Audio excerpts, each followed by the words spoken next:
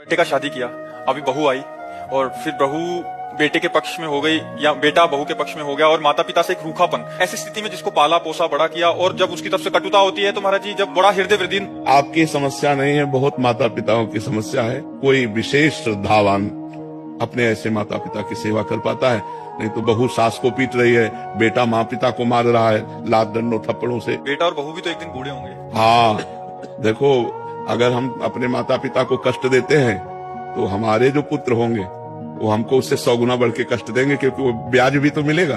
तो इसलिए नए बच्चों को ये ध्यान रखना चाहिए कि वो भी किसी दिन माता पिता बनेंगे और वो किसी दिन वो भी बूढ़े होंगे, तो अपने माता पिता के साथ असभ्य व्यवहार नहीं करना चाहिए, आसुरी व्यवहार नहीं करना चाहिए। यार जिस कोख से पैदा हुए उसको तुम लात मार रहे हो, उसकी आरती उतारनी चाहिए। तो हमें लगता है आज हमारे नौजवानों को अध्यात्म श्रवण करने की आवश्यकता है। शास्त्र श्रवण करें, संतों की बात सुने, जिससे समझे तो माता पिता कौन है।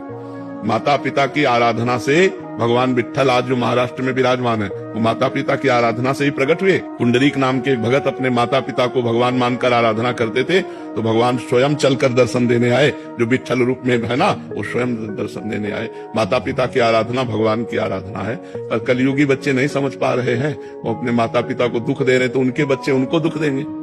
पक्का समझो ब्याज सहित मिलेगा, यहाँ सब कुछ ब्याज सहित मिलता है।